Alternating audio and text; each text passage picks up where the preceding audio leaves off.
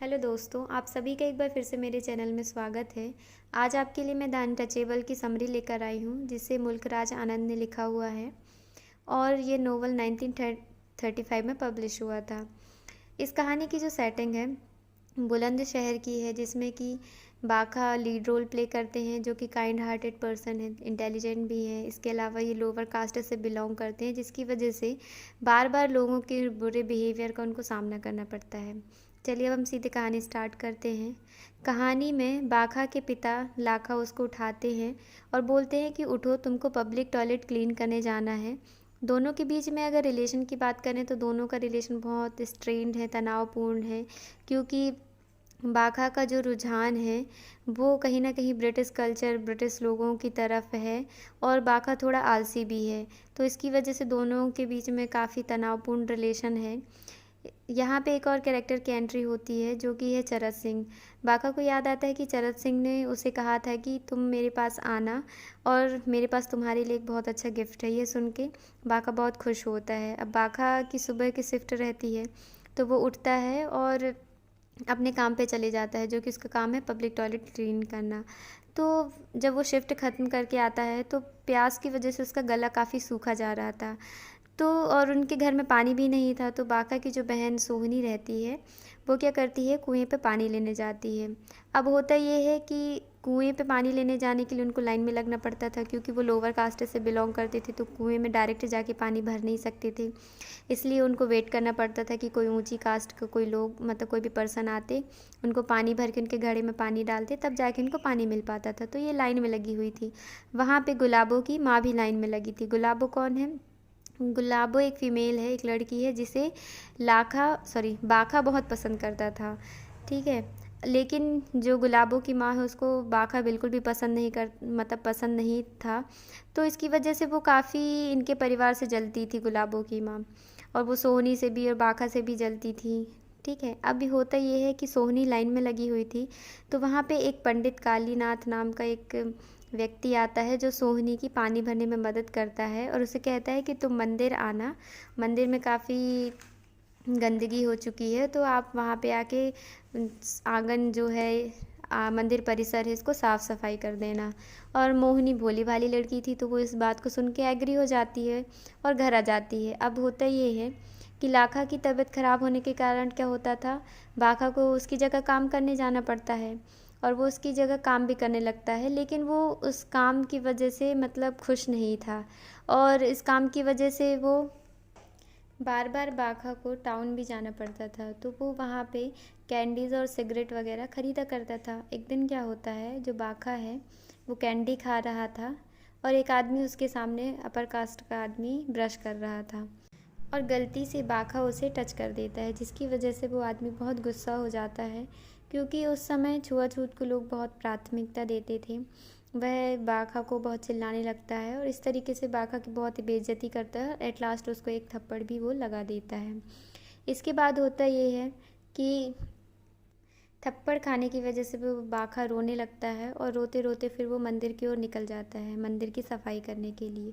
But वो वहाँ जाके देखता है कि वहाँ पे तो सफाई हुई नहीं है, तो वो सीढ़ी से ऊपर चढ़ता है, तो वहाँ पे वह सोहनी और कालीनाथ को देखता है, जो कि कालीनाथ सोहनी पर चिल्ला रहा था और उसको छूने का, उसको अपवित्र करने का इल्ज़ाम लगा रहा था। मतलब सोहनी ने कालीनाथ को टच कर दिया, जिसकी वजह से वो अपवित्र हो गया। अब बाका वहाँ पहुँचता है, तो वो अपनी रोती हुई बहन को देखता है और उसको वहाँ से अपने साथ लेकर आता है। तब फिर सोहनी उसको बताती है कि कालीनाथ ने उसके साथ दुर्व्यवहार किया हुआ है।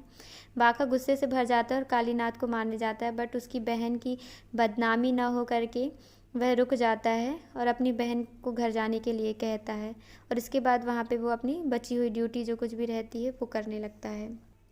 बाखा अपने ख़राब दिन की वजह से बहुत डिस्टर्ब रहता है और उसे भूख लगी होती है, तो एक अपर कास्ट लोगों के घर में वो वहाँ पे जाता है और खाना मांगने लगता है, बट थकान की वजह से वहाँ उसकी नींद लग जाती है।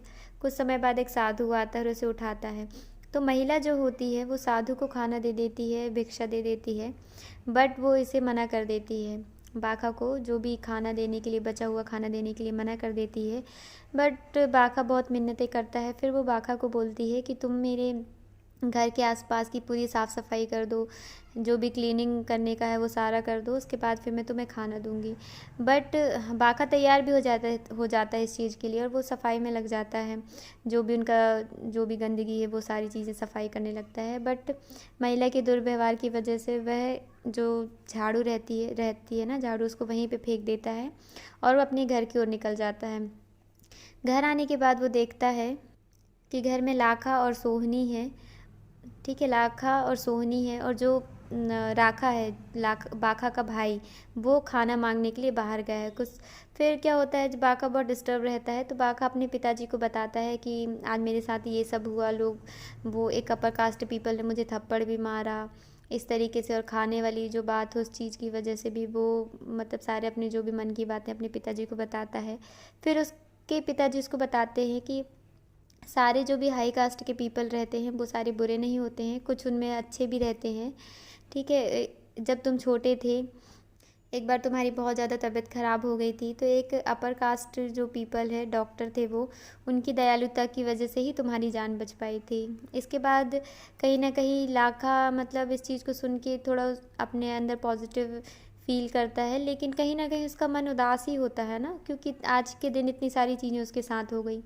इसके बाद राखा आता है और वो देखता है कि राखा खाना लेकर आया है, और वो सब खाना खाने लगते हैं। बट बाका के मन में कहीं ना कहीं एक घृणा का भाव आता है कि वो सब लोग कैसे हाई कास्ट लोगों की बचा हुआ उनका जूठा खाना खाते हैं, और वो वहाँ से उठ जाता है और बोलता है कि मैं अपने दोस्त रामचरण की बहन की शादी में जा रहा हूँ। इसके बाद वह अपने दोस्त की बहन की शादी में चले जाता है। वहाँ पे वह रामचरण से और उसका एक और दोस्त होता है छोटा, उससे मिलता है। इसके बाद कुछ फिर भी उसकी बहन मतलब होता ये है कि जो राखा और बाका की जो बहन है सोहनी, उसके साथ इतना सब हादसा हुआ था पंडित कालीनाथ की वजह से, तो कहीं ना कहीं जो बाका है वो डिस्टर्ब रहता है, और इस चीज़ को उसके दोनों दोस्त महसूस करते हैं। फिर वो बहुत हद तक मतलब उसके दोनों दोस्त उसको पूछते हैं, क्या हो गया तुमको, इस तरीके से क्यों उदास हो, क्या चल रहा है तुम्हारे दिमाग में। फिर बाका उसको सारी चीज़ें बताता है, सोहनी की बातें, और उसको जो थप्पड़ मारा गया था उसकी वो सारी बातें वो उसको बताता है। फिर वो डिसाइड करते हैं कि पंडित कालीनाथ को हम सबक ज़रूर सिखाएंगे। फिर बका सोचता है कि ऐसा करने से उसके परिवार मतलब उसका जो परिवार है वो खतरे में आ सकता है उसका। फिर वो डिसाइड करता है कि वो पंडित कालीनाथ को कोई हार्म नहीं पहुंचाएगा। फिर भी उसका मन कहीं ना कहीं उदास रहता है। फिर उसका जो दोस्त रहता है छोटा, वो उसको बोलता है कि तुम टेंशन मत लो, हम शाम को हॉकी खेलने जाएंगे। फिर हॉकी से उसको याद आता है कि चरत सिंह ने उससे बुलाया हुआ था कुछ काम के लिए। फिर वो वहाँ से चरत सिंह से मिलने के लिए निकल जाता है, पर चरत सिंह वहाँ पे होता नहीं है, तो बका एक पेड़ के नीचे बैठकर उसका काफ़ी देर इंतज़ार करता है। फिर उसके बाद चरत सिंह आता है। फिर चरत सिंह जो है बका को टी ऑफ़र करता है, और दोनों साथ में बैठ के टी पीते हैं।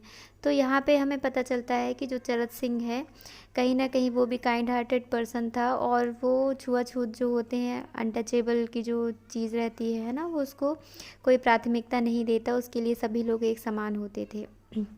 इसके बाद फिर वो बका को एक न्यू हॉट की स्टिक देता है। कौन देता है? चरत सिंह किसको दिया है? बका को दिया है। फिर बका वहाँ से हॉकी लेकर उसको थैंक यू बोलकर हॉकी खेलने चले जाता है। वहाँ पे वो एक तो जो बका रहता है उसका चरत सिंह के प्रति क्यों लगाव था, क्योंकि बका भी एक बहुत अच्छा हॉकी प्लेयर होता है और चरत सिंह भी हॉकी प्लेयर होता है, इसलिए दोनों के बीच में कहीं ना कहीं बॉन्डिंग थी गेम की वजह से। अब होता ये है कि जब जो बका है हॉकी खेलने जाता है तो वहाँ पे वो अपोजिट टीम पे फर्स्ट गोल करता है, जिसकी वजह से उसका जो गोल कीपर रहता है, अब दूसरी टीम का जो गोल कीपर रहता है ना, वो गुस्से से भर जाता है, और वहाँ पे क्या होता है, वो बका को मारने लगता है।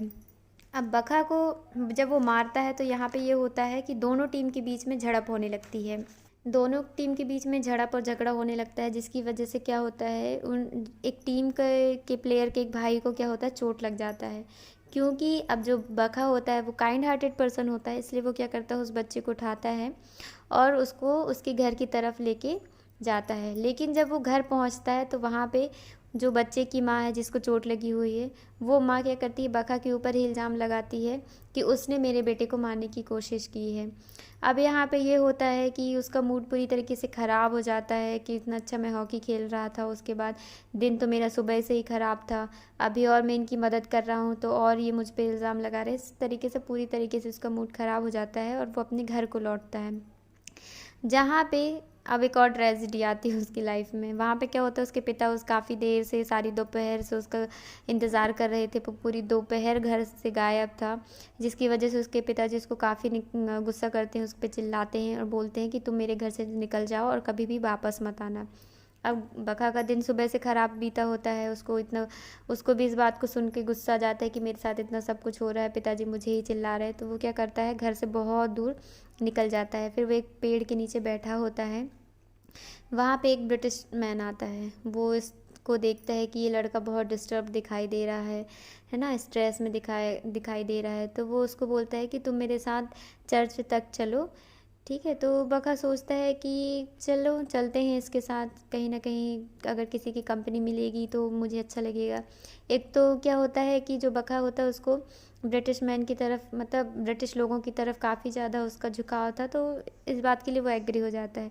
पर वो चर्च पहुंचता उसके पहले ही उस ब्रिटिश मैन है, उसकी वाइफ आ जाती है और उसको एक काले व्यक्ति के साथ देखकर उस पर गुस्सा करती है। और ये सब देख के बका का फिर से दिमाग ख़राब हो जाता है और वो वहाँ से भागता है और भागते भागते सीधे रेलवे स्टेशन पहुँचता है। रेलवे स्टेशन में वो बैठा रहता है। फिर वहाँ पे उसे पता चलता है, लोग बात करते हैं कि महात्मा गांधी आने वाले हैं, महात्मा गांधी आने वाले हैं यहाँ पे स्पीच देने के लिए। इस तरीके से बात करते हैं लोग बाग। तो वो सोचता है कि चलो कुछ समय रुका जाए और महात्मा गांधी की स्पीच सुनी जाए। तो अब इसके बाद कुछ समय बाद क्या होते हैं, महात्मा गांधी आते हैं, है ना, गांधी जी आते हैं और वहाँ पे वो स्पीच देते हैं कि हमें छुआछूत को इम्पोर्टेंस नहीं देना चाहिए, सारे लोग एक बराबर होते हैं, एक समान होते हैं, कोई ऊंची कास्ट नीची कास्ट नहीं होता है, हमें एक साथ एकजुट होकर भारत की आज़ादी के लिए लड़ना चाहिए। इस तरीके से वो वहाँ पे भाषण देते हैं, जिससे सब लोग बहुत प्रभावित होते हैं। अब चूँकि क्या होता है कि जो बाखा है वो लोअर कास्ट से बिलोंग करता है और लोअर कास्ट के लोगों को पढ़ाई लिखाई इन सब चीज़ों से बहुत दूर रखा जाता था, जिसकी वजह से उसको जो चीज़ें हैं वो सारे उसके दिमाग से तो जाती हैं। बट वो गांधी जी चले जाने के बाद, मतलब गांधी जी, और ये भी, अब देखिए यहाँ पे एक क्वेश्चन उठता है कि गांधी जी वहाँ रेलवे स्टेशन में क्यों भाषण दे रहे थे। तो उनका मेन रीज़न ये था कि रेलवे स्टेशन से लोग यहाँ से वहाँ, वहाँ से यहाँ जाते हैं। अगर हम एक ऐसे कॉमन पॉइंट पे हम भाषण देते हैं जहाँ से लोगों का आना जाना होता है, तो जो बात कह रहा हूँ, महात्मा गांधी का ये थॉट था कि मैं अगर कोई बात वहाँ पे बोलता हूँ तो लोग सुनेंगे, तो एक दूसरे के माध्यम से बातें यहाँ से वहाँ पहुँचेंगी और लोग कहीं ना कहीं अवेयर होंगे, क्योंकि उस समय तो टेलीफोन वगैरह इस तरीके से मतलब सभी के पास नहीं होता था ना, इसलिए।